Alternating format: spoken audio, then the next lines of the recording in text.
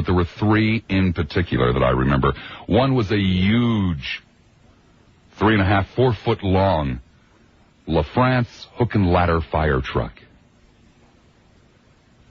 The other was a blue, futuristic Buick, whose headlights turned off and on, and whose trunk opened up, and whose hood lifted up, and whose doors opened and closed.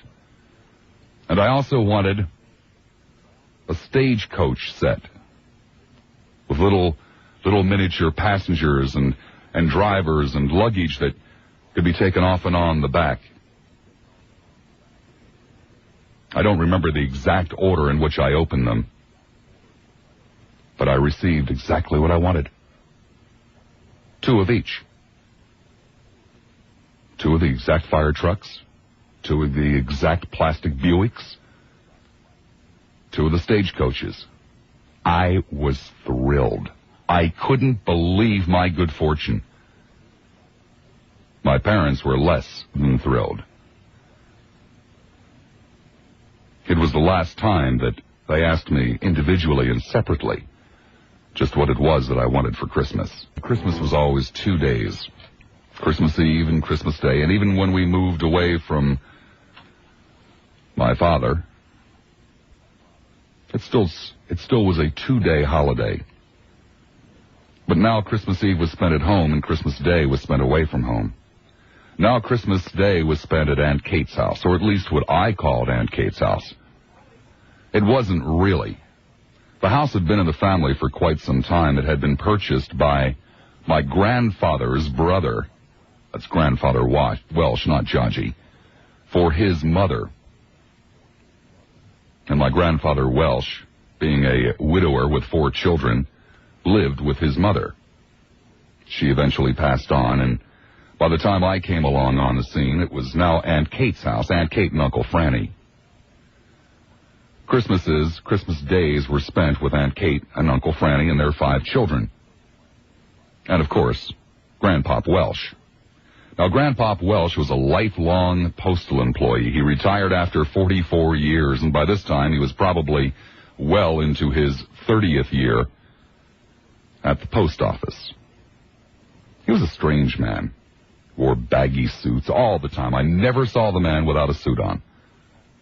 No matter the time of day, no matter the time of year, he always wore a blue suit. And the pants were baggy, the coat was baggy. The pockets were always filled with prayer books and rosary beads, because my grandfather's great passion in life was spreading his religion. Christmas was extra special for him. He had a little campaign. At his own expense, he went out every year as long as I can remember and got posters made up saying, "Put Christ back in Christmas," and went around passing them out. It's the way he celebrated. And then, of course, there was Aunt Kate, his daughter, the oldest of the 4 children. My mother was the second oldest. Aunt Kate was an immaculate housekeeper. I mean, absolutely immaculate. This woman had 5 young children, and you never saw her house out of order. Ever. Nor did you ever see Aunt Kate cleaning. Nobody ever knew how she accomplished it. You could stop in any time, night or day, unannounced. There was Aunt Kate sitting there primly in the living room, her house immaculate.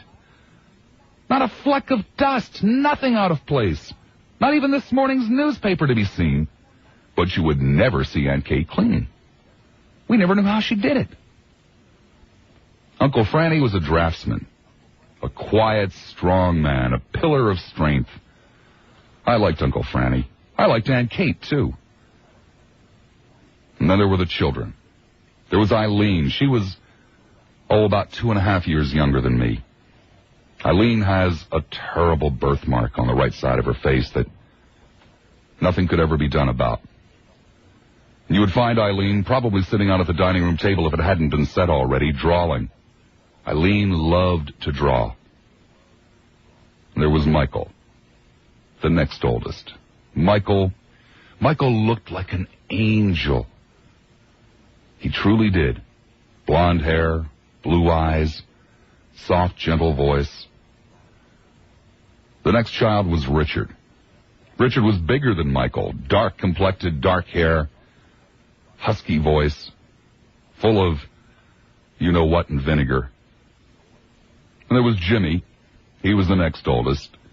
Jimmy was a follower. Jimmy did whatever his two older brothers told him to do. And then there was the baby, Rosemary. They would all be there waiting for us to arrive on Christmas Day. Uncle Franny would come over to pick us up because we didn't have a car. He would arrive at noon, usually with Eileen and Michael, and sometimes Richard with him. And we would all drive over to Aunt Kate's house, and of course you would have to sit there and have everybody tell you what Santa Claus had brought or what they had received for Christmas. There was never any signs of wrapping paper. The presents were always neatly under the tree by that time of the day. And shortly after that, my mother and Aunt Kate would disappear into the kitchen for great preparations for a very large meal. There was no silver, there was no crystal, there was no fine china, just plain everyday dishes. Humongous turkey, mashed potatoes, the stuffing, one or two vegetables. Exactly what you would expect to find. A tremendous amount of love. Even if there wasn't china, or fresh roses, or a baby Jesus butter mold. Now, Aunt Kate was a good cook, too. Granted, not as good as my grandmother, but a pretty good cook. There was just one minor little problem. Aunt Kate's gravy.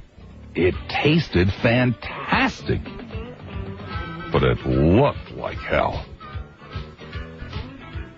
But outside of that, it was a great meal. It was every year. And again, almost like clockwork, as soon as that meal was over, Aunt Marie...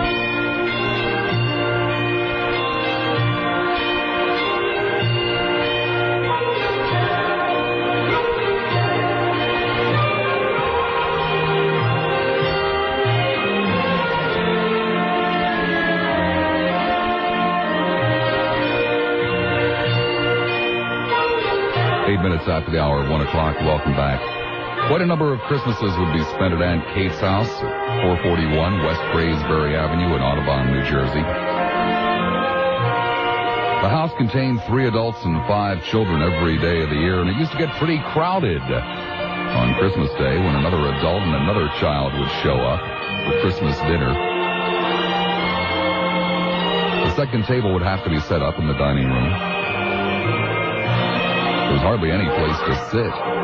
It was one of those houses built back at a time where there were 2 living rooms, a formal living room and another living room, or I suppose a parlor in a living room would be a better way to phrase it. It was a 2.5-story house, 3 bedrooms upstairs, but not quite enough bedrooms for so many people. So the middle parlor was converted into a bedroom, making even less room available. And we were all crowded in there every Christmas Day for dinner and conversation. As the years went by and I got a little bit older, I received fewer and fewer toys for Christmas and more practical things, you know, coats and sweaters and microscope sets, things of that nature. And one of the things I always loved about Aunt Kate's house is there were young boys there who got great toys.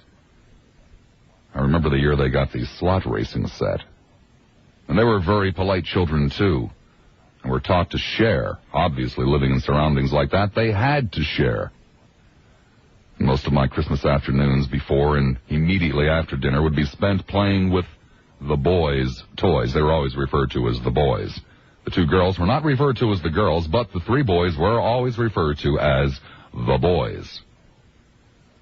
I always enjoyed that. Always had a good time. Seemed the older I got, the more I enjoyed playing with their toys. The year they got the slot racing set, that was the best by far. Absolutely the best by far. There was a problem at Aunt Kate's, something that made me feel very uncomfortable. My mother and father were divorced. Aunt Kate didn't want her children to know about divorce, and so the first year that we went over there for Christmas, Aunt Kate took me aside. and asked me to go out into the back.